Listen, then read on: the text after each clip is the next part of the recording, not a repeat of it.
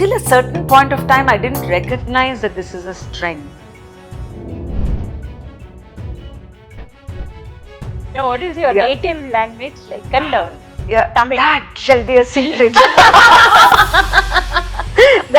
Because you are very fluent in all the Dravidian languages, I can say.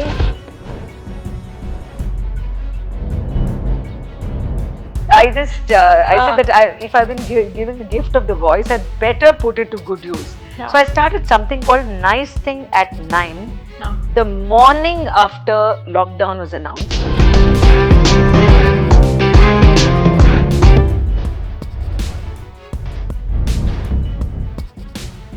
Namaskara, Vasanthi Hariprakash.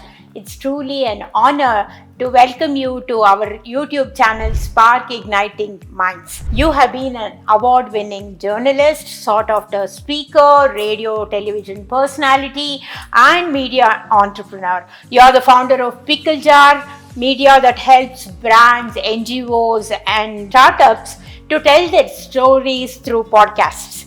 And you have been buzzing artist in the newsrooms. You have worked in Indian Express, you have worked in NDTV as a correspondent, and you were in BBC as a prime time host. And you also have worked with Deccan Herald as a columnist. And you are Dosa King. The Spotify original has been very popular, Vasanthi, and I'm so excited and I'm so pleased to welcome you again to Spark Igniting Minds. Thank you so much, Sahana. In fact, there's so much of spark and sparkle in your personality. I'm also honored to be in the show of somebody who has served our country via NCC. It is an institution. I remember being a cadet myself in my student days. And thank you for having me on the show. Bahalane Santosha. Thank you. Thank you, ma'am. Thank you so much. And Vasanthi, your career has spanned in print, television, radio, documentaries, and now podcast also. What are the top 3 insights that you have gained through your journalistic journey? If you could share it with the audience. Sure. You did mention many of the newsrooms that I have been a part of. BBC World News, I wasn't inside the studio, but I was in fact a documentary anchor for a South Asia series called 1 Square Mile. And I really got to go beyond India and to countries like Nepal and Vietnam, Laos, Philippines, either as a reporter myself or as part of a crew for the Nature series. So to answer your question, each of these experiences in a radio station or television that we have spoken about, I feel that my top 3, or I mean, if we can really call it those insights, is that one, people's emotions, people's bhavane, which we call in the south of India, are more or less same no matter what geography. Whether I'm sitting in a city like Bangalore or in Bagalkot or Basavana Bagewadi, or for that matter Bali, Indonesia, where some of my work took me as well. Yes. Is that the connect with people is certainly essential, and somewhere despite all the hate and kind of geopolitics that's happening around us, there is something redeeming about the human soul. Second, my let's say what I would like to share with people is that in terms of being a storyteller as well, there are these fundamentals that work no matter which is the medium that you are speaking from, and that is the authenticity with which you say. So one of the rules that I follow, and I do of course a lot of alone travels into many towns and villages of India and beyond, is that I say what I see. so that there is minimum masala or filter as much as possible, because many times what happens is that And the whatever trouble you see, you don't process it. yeah, Yes. I process it, but I present what they say. Adadmele, my processing and perspective can come later. Okay. For me, it's almost like I am the messenger or the spokesperson than the story myself. Right. This is something which is, I feel, essential for being a storyteller today, because many people, then add all sorts of spices to something, and it becomes very far from the person's truth. This is, I feel, when I meet younger people, especially when they call me to education institutions, I feel that this is essential. The third and part which now is part of my life mission, you could say it, is how can I help Indians speak better? Yes. Because communication, I believe, is not essential only for those in the business of communication. Yes. Everybody needs to communicate be, well. yeah, because many times misunderstandings or losses in transmission happen because we don't express ourselves. So my belief is that whatever mother tongue or bhashe or bhasha जो हमारे इर्द गिर्द है और या हमारी मातृभाषा है, अगर हम उसमें भी बोलें, so there is a lot of connect that happens, because that's my final insight from whatever years I've spent in radio, television and otherwise, and now in podcasts, is that you come closest to people and earn their trust when you speak in a language that connects, and also of course by being as truthful as possible. Such a lovely insight that you have shared with the audience. One is you have captured the hearts of the people, I can say. The essence of the people's hearts you have captured. And you want to be you are a very good communicator yourself, and you want to spread that across and make many people as good as you in communication. I don't know about the as good as me, but certainly whatever Maya Angelou said that as well, right? That when you learn, you teach, and you teach, you learn, because that's also true. That just exactly last month, I was invited to the campus of IIT Madras, Indian Institute of Technology, and there they had their convocation and the commencement address, where I was called as a guest of honor, but for the mechanical engineering section. And so I was really thinking, Sana, that what, as a non-technologist, though I come from an electronics study background myself, but I ventured into journalism and media. I said, what can I leave with the students there who are going to go out into the world with their technology skills? Yes. And this is something which I had a call with the professors prior to my talking, and I said that, what is the challenge that you see amongst all the bright minds of India? They are some of the brightest, we know that about IITians. And I wish to speak about speaking. This is what I shared with the professors.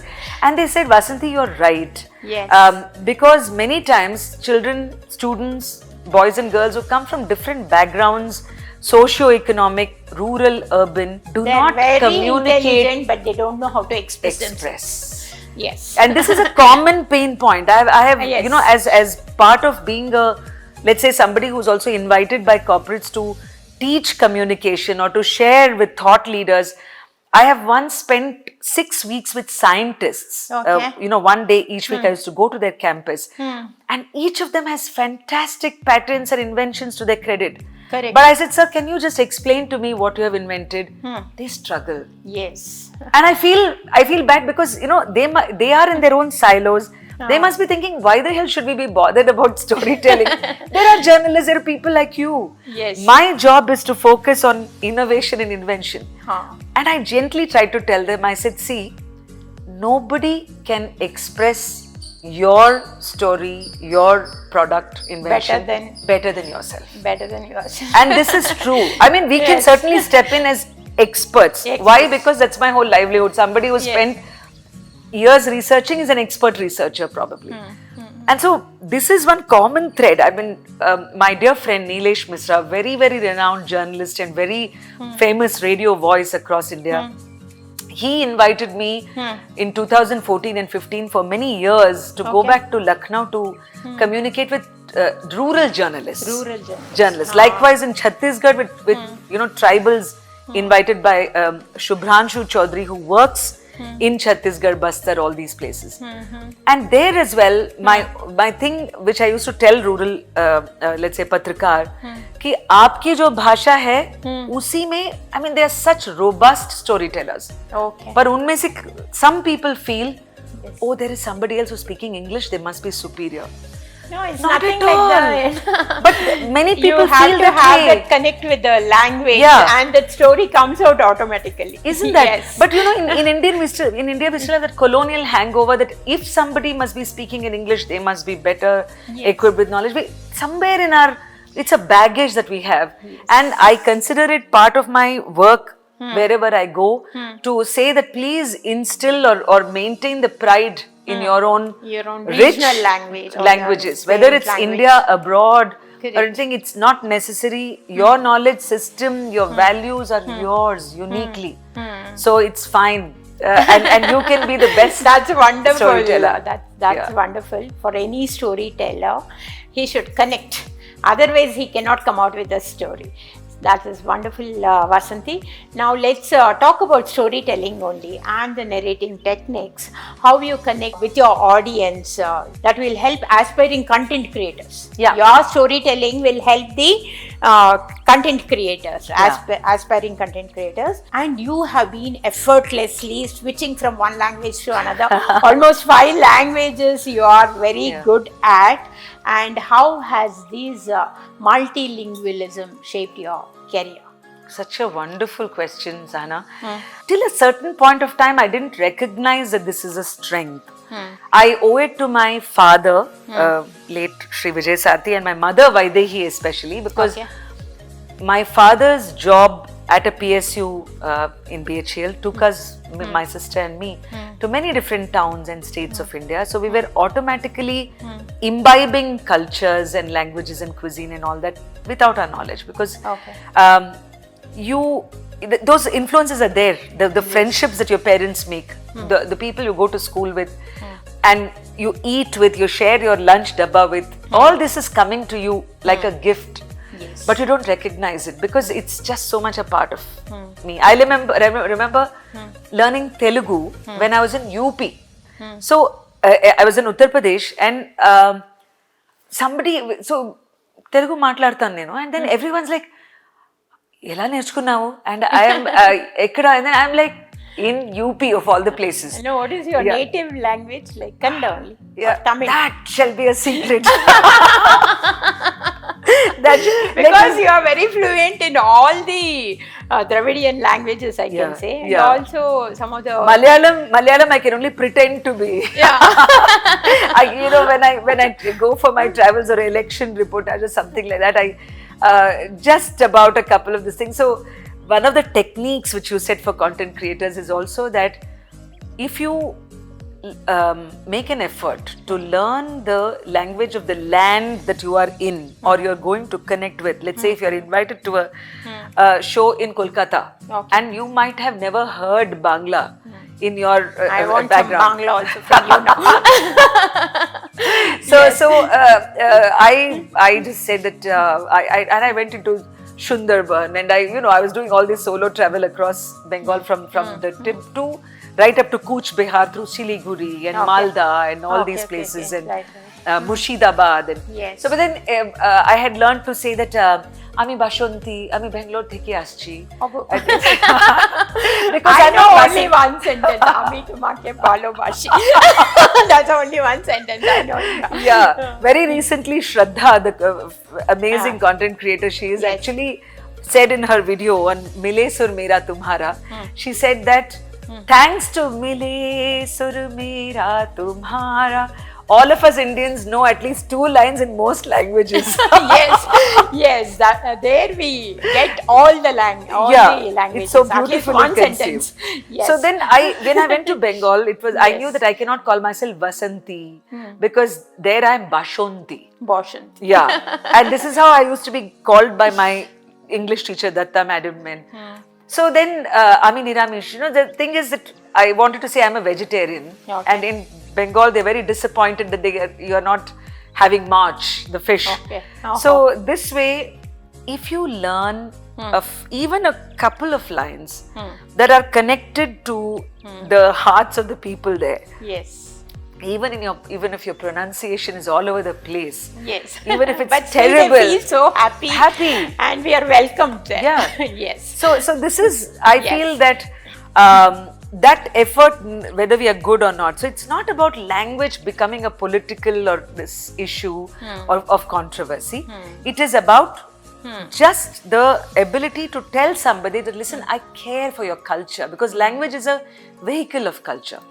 And this, even if I were probably in Africa somewhere, I would have probably learned Swahili or if in Spain, Spanish. I mean, this is the most default language thing. Is a thread that binds everybody. Yeah. It's a quickest way, and it's actually a hack. Quickest way of connecting heart to heart. Yeah. Otherwise, we do tend to be comfortable in English, which is great.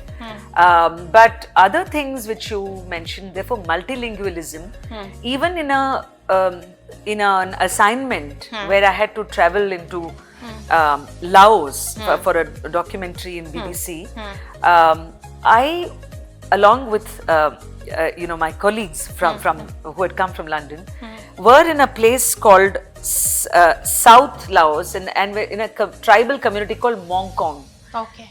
Imagine learning. I mean, there was no one to even teach me. Okay. But there is probably one of the few places where I relied on the power of non-verbal. Okay. Which means without words, without this thing. With sign language, you are speaking to them. And eye contact. Yes. You can convey so much through your expressions. Body language, and eye contact. If you are with that person, and there we were there because the story was about how cluster bombs that were left behind by the Viet War were still around, and children who were picking up those were losing their limb to this day. This was what took us to that place. Okay. And one of the things which I, as the producer of the show, Robert Lamb, had conveyed was also that we would be there with two levels of interpreters, right? Mongkong to Laotian, Laotian to English, and when I answered, it will be English to Laotian and then to Mongkong. So it went through two levels. But still, the person who I was asking, say that your child lost his limb while he was playing, I wanted that person to understand that I'm coming with a certain emotion, or it's not melodramatic, emotional, but to say that I am here with all humility to understand your story. Yes. So this, I feel, is possible even if you don't know the language. If you use the power of the body's language. That also has got great power. Yeah. You can still communicate without even speaking a word. Yeah. Your emotions can be shown through your eyes and your face. Yeah, and tell Indians about it. We are all natural Bharatanatyam dancers. Correct. Yeah. And it was wonderful talking to you about multilingualism and how you went to those countries and understood them very deeply. That really resonates, I think, with the audience also.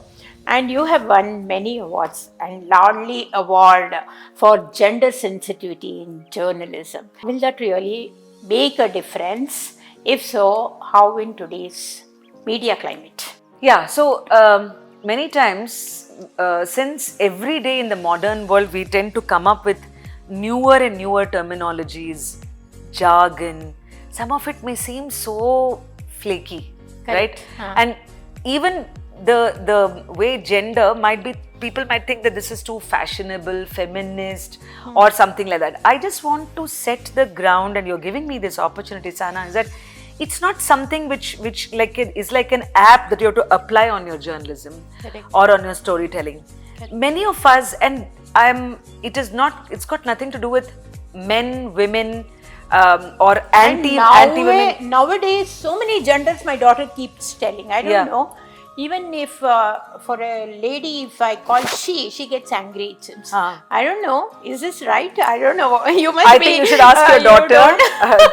You better understand. No, but I am talking of a very, very simple level of.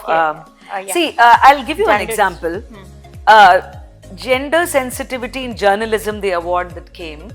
When I went to Nagapattinam, and you as an officer would know that was one of the worst hit during tsunami. Correct.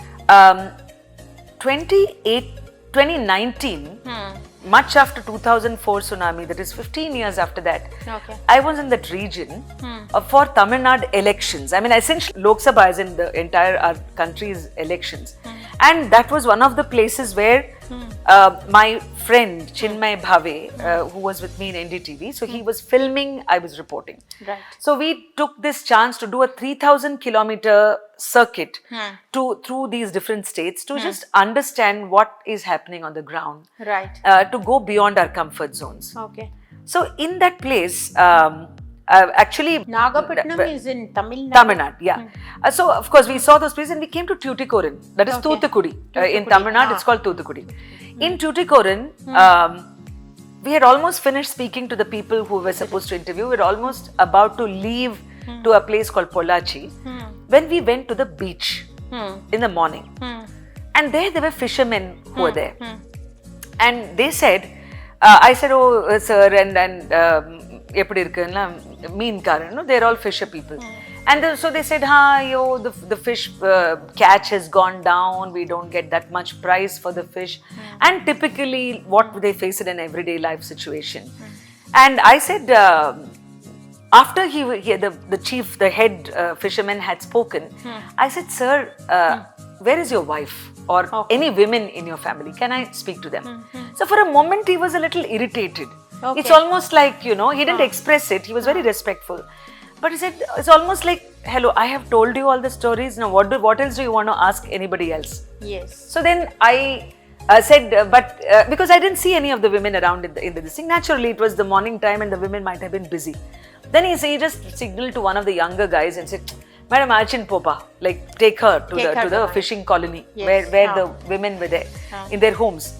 So then I literally balanced on his Luna like moped and I remember it was a rickety ride and we just went a couple of kilometers into a settlement. And the first thing which I saw outside their housing, wherever they were there, it was called Tsunami Nagar. And for a moment I felt a little, okay, this is because in growing up in, we spent some years in Chennai and I remember beaches and fisher people having their house. And I said, how come they're in a colony with brick and this thing? So when we went in, the women gave a very different story. Okay. For them, it was like once a tsunami had struck, the government and their rehabilitation efforts had immediately taken them, the thatched huts had almost been washed away by the sea. They had come to this colony and ever since they had been living in this very dingy, crammed accommodation in Tuticorin. Dark, dingy house. It wasn't, not so much dark, but it was very small. Their families had grown, I mean, imagine 15 years. Correct. But if there were 3 people before and now there are like 9 people in the same house because the children have grown, the daughters-in-law have come, grandkids have this thing, but they don't have the means. And because they were not so well off, they've probably not been able to afford accommodation outside, at least some of them. And then one of the daughters-in-law who was pregnant actually spoke to me about the fly ash that was coming from a nearby factory. Okay. Now, Sahana, if I had not spoken to these women at all, and if I had just made a return after speaking to the gentleman, would my story not have been incomplete? Yes, it would have been incomplete. We would not even have known what is the reality there. Yes. See, because you and I, thankfully and mercifully, we are in our comfort zones in our cities. This was the only chance or interface for me to know that some of our fellow Indians are living in those circumstances and for me to be the messenger to the outside world. Because no media is going there. Nobody is coming to ask them how is your life. So I feel that gender sensitivity means that you are sensitive to somebody else also being part of the story and not just usually it's the men who are They perceive it in a different way and they project it in a different way. Yeah, but it's not their fault. Yeah, it is not their fault also. Sometimes they are totally blind to it. When he would have seen my story and I was reporting in Tamil actually, he might have said, oh, adu kuda irukalla, like, okay, I didn't, how come I missed this? Maybe it will strike some of them. But from my side, I feel that by being sensitive to adding women's voices or trans people's voices wherever you can, or those who are never asked, you are adding that richness and completeness to your story. Yes, that's it. That's wonderful, ma'am. You're you embrace everybody. And it is the inclusivity that matters. Thank you have you. to include Thank you. everybody. It's just the basic that one should do. Thank you for acknowledging that. Yes. Yes. And now let me come to the part of your entrepreneurship. So tell us what you do in Pickle Jar. And as a founder and CEO of media podcast company, what excites you? And what scares you? Yeah. The scary part is of being an entrepreneur is very prevalent. I will probably come to that first. It's very risky being an entrepreneur. A lot of risks are involved. That is true, and especially after you have served in organizations, some of whom looked after us so well. You've been part of big brands, big media houses, popular organizations, big media houses. That is true. There what happens is that you are so free to focus on your story because everything else is taken care of. I don't have to bother about, okay, if I'm going to report on an agriculture crisis somewhere in Gulbarga or somewhere, my office would have booked me how I go from Bangalore. It will even book me the cab perhaps. Yes. I just have to step out of the office and everything is taken care of. But as an entrepreneur, you are your own doer. I have written about it even on my Facebook post and Instagram earlier, saying you become an everythinger. You are your spokesperson, but you're also the person who comes and first dusts your office and this and makes it okay, fine. Correct. You are the one who's the crisis manager. You are the invoice sender. Of course, later on teams come, you build. But that is part of the excitement. But that is still not the scary one. This is all you do it for yourself, so it's enjoyable. But you are so compassionate about that. Yes. Yeah. Really. But I remember when COVID struck, there was a huge phase. In fact, when the Prime Minister announced that night of March, that saying, okay, COVID, therefore there's a lockdown, I remember thinking that, okay, which means there is no chance of a crew, production, team meeting, office, because you're going to be in your house, and we were still into it. So we had no idea how many days, weeks, months this could, and how it turned out. And the uncertainty, because you're also accountable to pay salaries to who have part of your team. Yes. So it is, the onus is on you to make your business and work sustainable. Correct. And despite the market reality. So this, of course, was the scary part, but we sailed through like lots of others had more hardship. So mine is no suffering compared to what many small businesses went through. So it went on for some months and everybody learned I would a say lesson almost 1.5 years, I would say, was everybody evolved also, they learned a lesson also. And it was such an experience, that COVID experience. I guess human mind is also... But were you able to capture something from outside or staying inside your house? So at that time, we paused the reporting part. We also used to curate film festivals as Pickle Jar. We realized all that groundwork has to pause. The innovation came in terms of the team saying that, okay, now let's look at online. So we also curated a youth festival, multi-country. You see, between Pakistan, Bangladesh, Indonesia. I mean, somebody had approached us. So we learned to do that.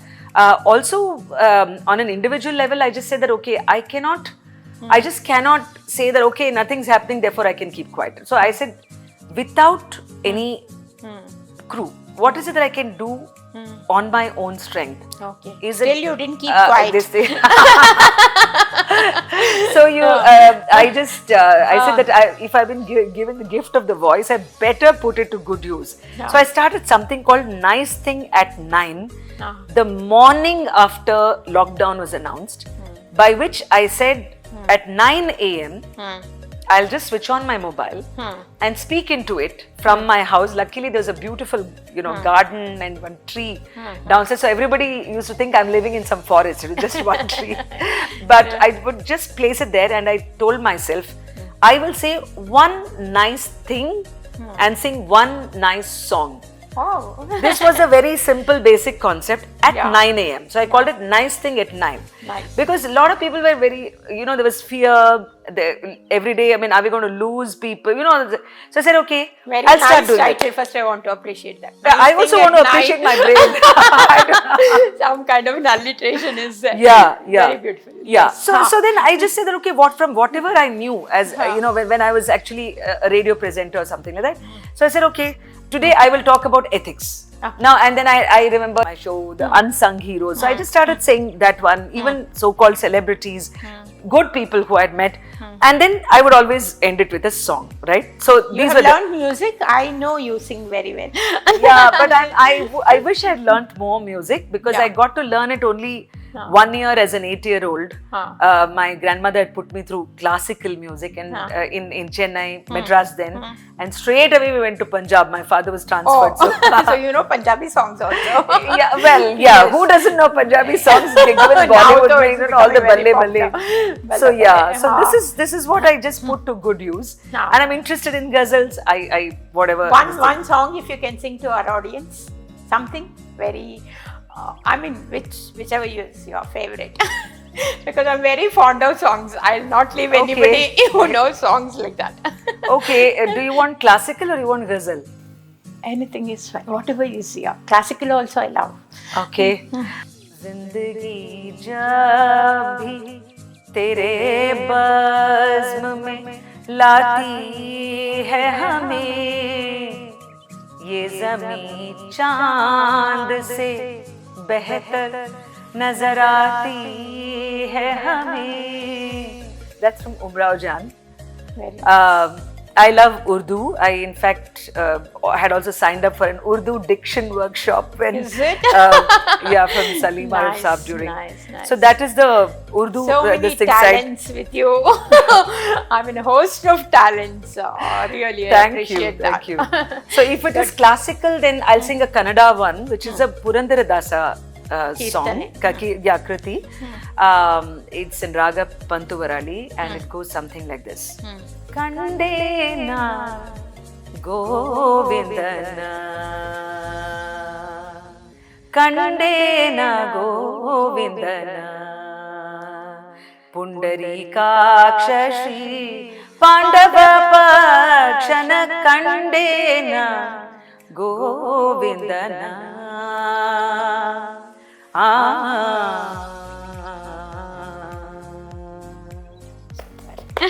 Very nice. Okay, I'm so happy today. Thank you. Look at, you see, it's almost like you ask and I shall tell. Vasanthi, you have been a solo traveler. You have gone around towns and villages across India, almost 17 states you have visited. So how was your journey, and what have these journeys taught you about India, and what have you learned about yourself? What have I learnt about myself and what have I learnt about India? I would say about India that no matter what WhatsApp forwards will have you believe, Correct. we are not so hopeless. 100% I agree with you. We are not so hopeless. I don't know what all hate messages, nonsense, everything is there in WhatsApp. And so people believe so much. They follow it so much. I don't know how they get so lost with those. See, there is nuance. One is not trying to say that, everything is hunky-dory, everything is so white. No, that's not what I'm saying. I'm just saying that we are human. Therefore, it is not all black, it's not all white. It's grey, and there has to be space for nuance.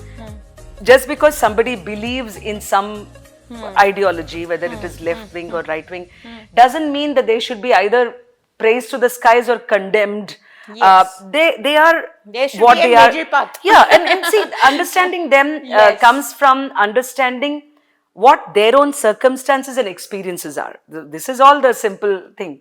Now, what do I understand about myself is that I can be a fairly good guest. Okay.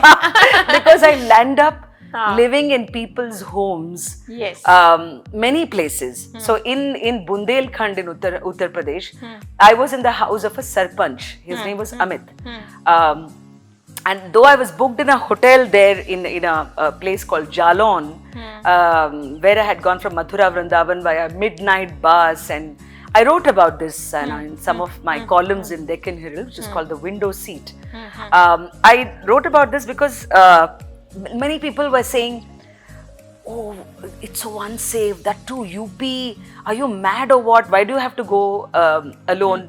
I said, see, I am going because not because I want to, मतलब मैं कुछ जानलेवा नहीं करना चाहती हूँ, मैं सिर्फ ये देखना चाहती हूँ within my own things that can I travel alone as an Indian who happens to be a woman. I will take all safeguards and precautions just out of common sense, like how I would. I will play by my intuition that all women are mostly blessed with, and still see. So with the support of people everywhere. And these people, mind you, are strangers, or sometimes they've just met me a day or something before. Some of them might have come from references. And When so I was difficult to go to a stranger's house and say it's not that easy. It's not easy. I know my sister, my son, my family, they all have great jokes at my expense. They're, how can you just land up in the house of and then stay there for 2 days and this thing. So I even wrote a column, and the title I gave it was How to Stay in Other People's Homes as if they are your own. Yes. As if it's your own. That is as one of their family member. Yeah, you see, and see, I'll give you a quick example. I was in Prayagraj, and somebody who was following my Facebook Live, Instagram Live said, "Oh, Vasanthi, आप तो हमारे मतलब गोरखपुर के पास हैं, and there my sister and Jijaji, they live there. So would you like to meet them, stay with them, or this thing?" So I said, okay. And everywhere there's a backup. Of course, there's a hotel booking or something, but they're called with a lot of affection. So when I went there, Kanak Singh and Ram Singh, so Kanak, she's a teacher, so husband, they had come to receive me at the airport in Gorakhpur, which happened to be the Chief Minister's constituency, and I was there to see UP elections. So I just went there, and once I went to their house, the next morning, I stayed in their house. Their mother was there, and they had made nice, wonderful khana, Bhojpuri khana, and this thing. So the next morning, Kanak and Ram both left for their schools in the morning, and I am in their house wishing them goodbye. Bye-bye. Why? Because I had other stuff to do. And the connect that you build, is amazing.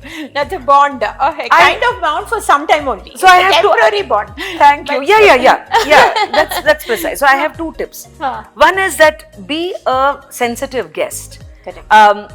That is, don't ask anything extra or demand any extra luxuries and what that house affords. I have been in the humblest of homes. I have been in industrialist, plush surroundings, sometimes hosted. I have stayed with an apple merchant in Kashmir. I have stayed sometimes with an army officer elsewhere. But wherever there is, respect the surroundings and the family circumstances. And second is that don't push your own agenda. Just be an observer. If they are telling you something, just be one among them. Go with the flow. Go with the flow. Go with the flow. So one of the hashtags I use is take what life gives, go where life takes. Okay. So if I have landed up in the teacher's house in Gorakhpur, what an extraordinary opportunity. Correct. Because if I pay money, I can go stay in a star hotel. I can't pay money and ask to be a guest in a teacher's house. They have to allow you. And in this case, they have invited me. So I completely respect that invitation, that hospitality. And the next 2 days when I'm this thing, so of course, I also make it a point to take small gifts. And that also somebody asked, how do you pack your suitcase? Because you're always dressed in the right sari and you're this thing. So I said, that is a hack. That is, Yeah, that's but your I do. secret. Your secret is, in, of course, Yes. something which doesn't take too much space. Like this Yes. one, for instance, if I'm just carrying this, right? Yes. It's just packed in a manner which is concise. It's a small little trolley suitcase. I can't afford to be this thing on a solo thing where I'm also carrying my camera and my mic. So I just carry small South things in this thing, and at each home I just leave a gift for them, and it could not be a very big high price thing, but the sentiment. This is something which was taught to me by senior journalist Shakuntala Narasimhan. She's in her 80s now, and when she had nominated me along with Mr. Narayan Murthy of Infosys to represent India in Salzburg, Austria. Oh. After an award I won in radio, on my show. It was a national award. It was India's English RJ of the year. And so she had said, Vasanthi, you're going there as a representative of India. Yeah. Carry whatever you can afford. It could be agarbattis, it could be tea, coffee. Yes. Right? Something to represent India. Yeah. There. And just, even if you're not, even for the people who are going to fold your bed sheets in that hotel, which is a fantastic castle in Austria, we stayed in Salzburg. So I just left it with a little note saying, thank you for doing, this is Vasanthi from India, so that India has to be prominent, right? Because they know that, okay, there was somebody from there who acknowledged what they did. So I've carried that message or that lesson of life, even when I visit people. I could see the cab driver, you wished him. Somebody going there, you wished him, and you conveyed your thanks to everybody. Yeah. Within 2 minutes, I could make out that you are very, very close to every ordinary people there. Yeah, thank you for saying that. And just one thing is also that when you're giving something or you're thanking something, it should not be the talking down variety of giving. Yes. Is what I observe, because a lot of people give, but they may not realize that they're giving in such a way as if the person who's giving is superior to the person who's receiving it. I mean, let's say for a house help, if you're this thing, you should always ask permission. Is it okay to give you? Right? I mean, even sometimes if you have good food that's left over, my friend, a gentleman I got to know, Abhishek Singh, who makes sure that the food is distributed in migrant homes. I always say, Abhishek, is it okay for them to give also? Yeah, I mean, Because this I know is very good condition, but still they should not feel that what is left over from there is given to us. That I feel some of these dharmas you have to follow. That's it, then you're sorted. So nice, such a great human, I can say. The way Sahana, you're you're really praising connecting me to the people. This is just what we learned that we shared. Yes. If I make a case study of yours also, you are a person with lot of words and speaking. Like not only you were invited to the fora of TEDx, you also went to IIT Madras, and you are also trying to coach the CXOs to speak. That's right. So you're doing a lot of things in the speaking world, I can say. So why and what benefit is it to be able to speak well? Why should people invest time to become good communicators? Let's say in the corporate world, where along with my friend Suresh Venkat, who's a very accomplished radio professional, he's the one who pulled me into radio. I didn't even know that I have something like that in me. And I have had lots of opportunities to work in Akashvani, which is such a treasure of ours as a broadcasting channel. One thing which I've learned, and I have also learned the way people communicate with a lot of, if you listen to our state broadcasters, whether it's Doordarshan, there's a certain purity with which they speak language, or that gambhirya, right? So say, Snehitare, idu ee karyakramanna prastuta padistha idivi, right? And it's not like how you twist a language and unnecessarily add English. So that inspires me a lot. You should make sure that it is understandable. At the same time, how do you retain the essence of what you want to say? Okay. In the case of corporate leaders, they also have a tough and often challenging role to play, keeping their teams together, to drive innovation, to be answerable to their managers and bosses, and yet to their stakeholders, their clients.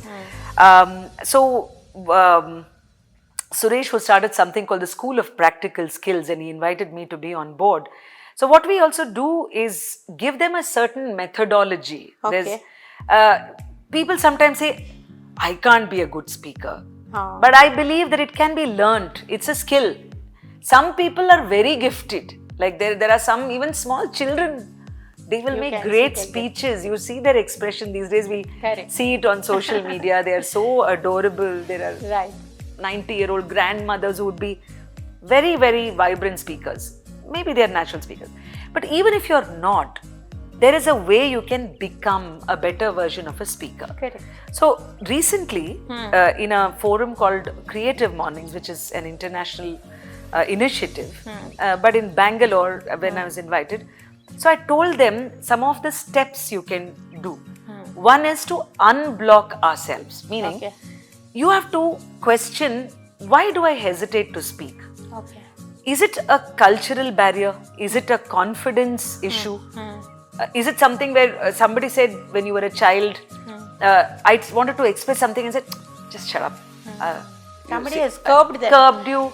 Or you said, badon ke samne nahi baat karte. Or sometimes women, because they think, okay, in certain settings they're not supposed to, and you know, a lot of homes still have the patriarchal settings in rural India. So if you are able to remove that block by being aware of it, you will start working on yourself. Correct. If you're feeling nervous, that's fine. All of us, if there's an important thing, sometimes I also feel nervous. For everyone, for a very top leader also, when he goes onto the stage, he slightly trembles. Yeah, Amitabh Bachchan has acknowledged this, actors who have said, Deepika Padukone, I remember saying that, okay, if I see an audience, so sometimes you just tend to freeze. So that's okay, it's very normal. The thing is, uske baad kya kiya? Dar ke aage jeet hai. Yeah. So as that ad went, that dar itself makes you, I mean, you should try again. Dhar ke mare baithna nahi chahiye. You have to go further. And so if you do that, if you go beyond that, you will be surprised how much you're able to draw out of that. So I just, quickly to finish this, I told the engineer graduating crowd, there were about close to 395 people who were receiving PhD, BTech, MTech, MS degrees that day at the IIT Madras convocation where I spoke. And I was telling them that you can be a great engineer. You already are a bright brain. And only thing is that nowadays in the age of AI, everything is leveling up, even superior technical skills. So what the edge you will have is expression, is communication. That way you'll be able to tell your teams, convey what it is, make sure everybody is feeling recognized with dignity. You're able to hold that, and then you'll be able to accomplish or do great stuff. So I told them the 3 exemplar engineers who are not just good engineers. I spoke about the person who now built that big railway arch bridge in Kashmir, Dr. Madhavi Lata, engineer. Aadhar, Nandan Nilekani, engineer from IIT Bombay, and Sir M. Vishweshwaraya, the Bharat Ratna, engineer. But they didn't just rely on their skills, right? It was their articulation. Sir M.V., whose book I'm now reading by Aparajit Ramnath, is a fantastic recounting of how he rose from just his extraordinary engineering skills to being the person who had vision and could communicate that. If he had just said, okay, I'll keep it to myself, would we have had the Kaveri or the Kanambadi KRS Dam or all the other great things? Yes. So I feel the one who brought electricity first to Karnataka or Bangalore, I believe. So I'm saying that all of us, whether you take somebody like an Amartya Sen or whatever the if you keep it to yourself, nothing happens. You have to open out. You have to say. And some people might be more comfortable writing also. or speaking. That's also a way of expression. No issue. And so that's what I say. It's not about public speeches. Right? It's about making sure that you are expressing and articulating to those who matter. Correct. And then if you become a spokesperson and you're able to tell the world, then somebody else may end up being inspired. That is why you should become good at speaking and communicating. So there was one, this reminds me, there's a book called Die Empty.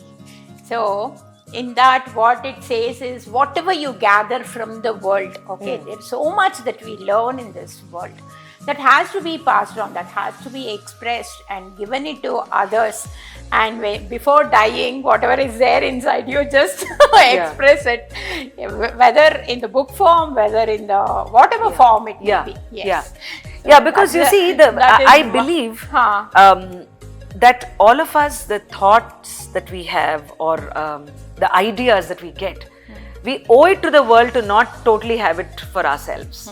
Because that thing itself has come because we are a product of education we've been given, which is more or less subsidized. So this is a kind of a give back. Correct. Right? So I just feel that even when I'm going out and meeting people, some people say, oh, you speak to cab drivers. So I have something called cabby conversations. I know, Deccan Herald, that was a... So and then I used to share it. And it's not because I'm in that cab. I'm just saying that imagine the person who is ferrying you from home to the airport is capable of such rich humanitarian thoughts and ideas. I've had people who have shared great ideas on the thing, and you just... because you're a journalist or a storyteller by training, if you've landed up passing it on to somebody else who reads it, then you've done at least your bit. Correct. Like I said, this is just the least you can do. Correct. Yeah. Having been a mentor in the US Consulate's Youth Leadership Program, what do you think is the single most important skill young leaders must develop today? The exposure that that the youth of today is getting via social media to ideas or to happenings around the world, somewhere they have lost the native Desi connect. Okay. This comes from an interaction with a lot of young people, including my nieces, nephews. I'm not saying anything is superior or something else is. We're not giving a value judgment. But I feel that...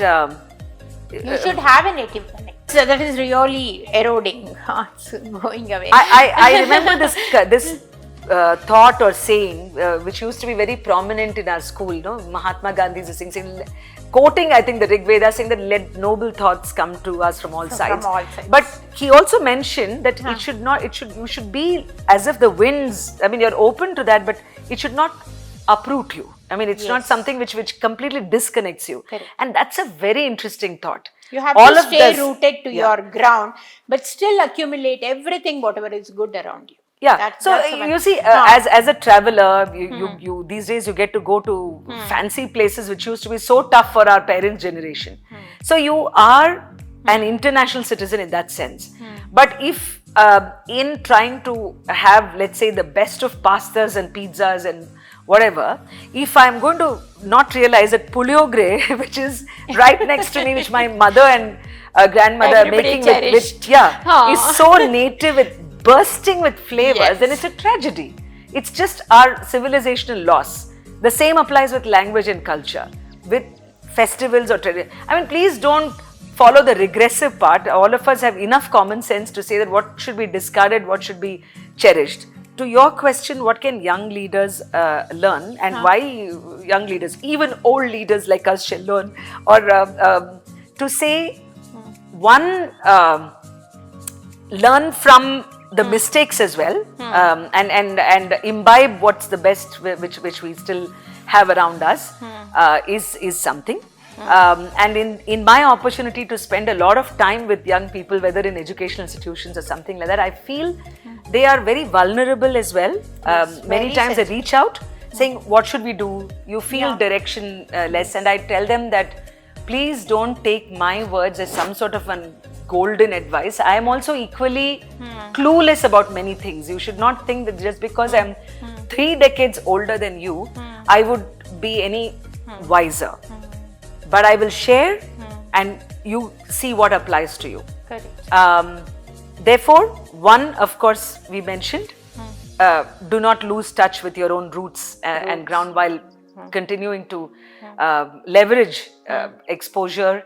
And the second part is that in terms of the value systems as well, there's a lot to be retained, especially frugality. I'm not talking about value system, respect your elders, paun chuo. I'm not talking about that. That is up to you.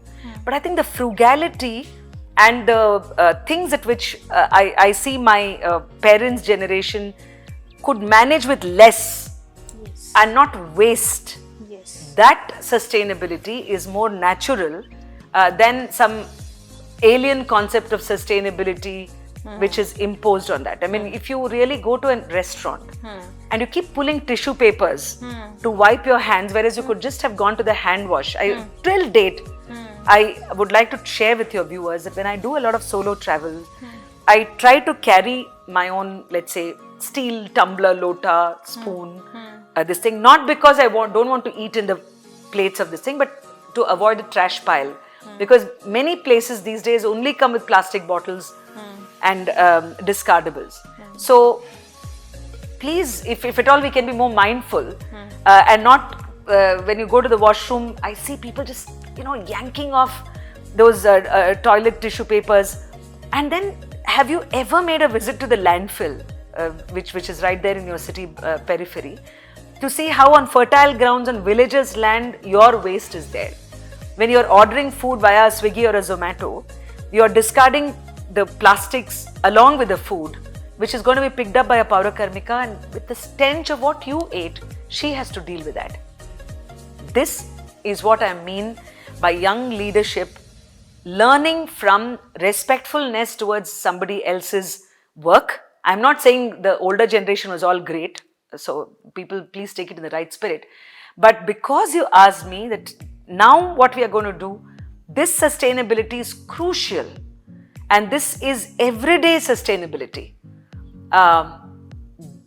This value, if we can imbibe and practice within our own lives, being respectful to people and to their work, we will do Very beautiful message to the audience, really. I mean, so many of us will not follow, including me, whatever you are saying me. No, I'm sure we just learn from each other. Even on the, on a group called Pickle Jar India, it's a group of Indians from across the world that I kind of curate and manage, and we just, there's somebody leaves a message and somebody else learns from it. So I told somebody that even when I go to a hotel to pick up, let's say, idli dosa, I try and carry as much as possible vessels from the house, so that you don't have to get extra containers, right? And so if all of us just practice this, and for vegetables, just carrying bags. I mean, this doesn't just sound like rocket science. Bags and handbags, even reusable. Some even if you manage to feel very shy to carry that and all those. But they don't feel shy to carry those flimsy bags. Anyway, left to their own. But I feel that these are sometimes life-altering. Where people who come via to carry courier, we always have fruits at home. So even this morning, Sana, before I came to your home and studio, the person who had come to drop off a courier, I just said, sir, can you ಸ್ವಲ್ಪ ಹಣ್ಣು ತಗೊಳ್ಳಿ? First he was a little, I said, no, this is a fruit, please carry it. Because you have a long day. I mean, you see, we'll just be at home. So I, again, once written about this, and I told right at the beginning, please don't think I'm some extra noble soul.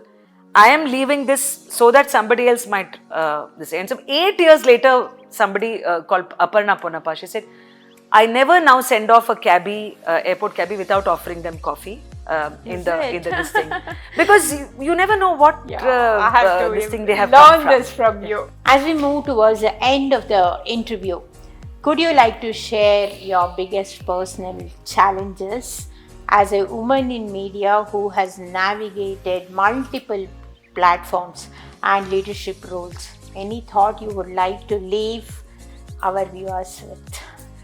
Thank you for this opportunity, Sahana, to share. I feel one of the biggest unsaid challenge for a working woman, is the support at home.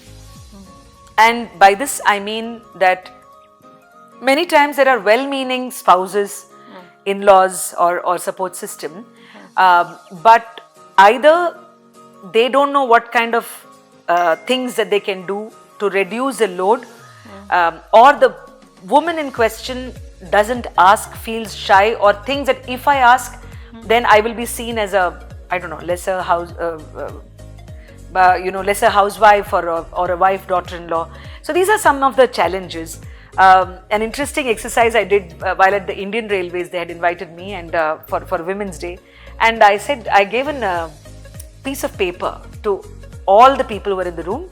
There were ladies seated, there were men this way, and I told them, I said, I just want you to do one simple thing. The time you wake up to the time you sleep, can you put all the tasks or the work that you do, short notes, and take 4-5 minutes. So within a minute, some people had given me back their sheets. And it's like an examination. Huh? Some people are still writing, like, the invigilator saying, okay, yes. Aitama, and then you're still writing like that. And then no prizes for guessing. Your audience can already guess whether it is the women or the men who took longer to fill out that sheet. When they gave me back that paper, and I read that, I didn't even have to read the name or gender of this thing. So they said, wake up 6 a.m. And whatever, then make coffee for family, then tiffin box, pack the tiffin box, and then this thing, get ready for office, check whether mother-in-law has had her medicine and this thing, then go to office, come back, and again see whether the nurse who was supposed to come or this one, then cook dinner, then this one, and little bit time, okay, listen to probably Vishnu Sahasranam or something, and then she had written, this person. The other one said, wake up, walk in the park, drop daughter to tuition, go to office, come back, have dinner, sleep. So I don't need to say which gender was what. And they were laughing at the same time. Yeah, so I said, I am not saying anything. I just want you to think for yourself. I'm not going to give you lectures and speeches. How do madam do? So, and then they said, but many men were also saying that I try and help my wife when this thing, but she says, no, oh, if you come and cook, you'll create a mess. I said, but then the fault is also, with the lady there. Please allow that person to express. But many times, it's the expectation that the woman will fulfill this role plus this role. If it is Deepavali, you're not going to expect the guy to apply leave, but you'll certainly expect the lady of the house to apply leave, get all the things ready. And all the all decorative items. And invite people. Yeah, and be the social person. You can't have any excuse, those kind of things. Yes. So those expectations, I feel, are the challenges.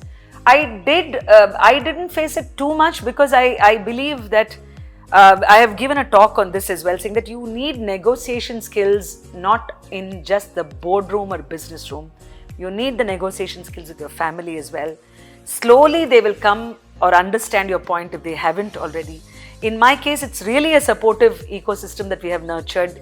Equally, if my husband is to go out and do, making sure that I'm also there for that, and vice versa. Because I've been in work where I had to be in a radio station by 5:45 in the morning. I can't send my son to school. It is hardships that millions of women face. I don't want to make it seem as if I'm any special. But what I have learned, I have certainly shared with a lot of women audiences, because as a speaker, that's one of my main work, saying, N. I said that negotiation, even with your immediate family members, say that, listen, I will do this much, but you have to do this much. That's when I will be able to be a great professional. Just because I'm dropping out from marriage and, motherhood. The second is networking. Please go and meet people outside your circle. It doesn't mean the business card kind of networking, but expose yourself, develop a dimension. The third N is for no. Learn the art of saying no to what you cannot do, what you do not want to do. If you set your boundaries, working women will prosper both at the workplace and at their home, while being professionals. While being contributing to the society and to the family. Beautifully said. The 3 N's: negotiate, then network and learn to say no. Yeah, that's when, because fitness is so important. Fitness is so important.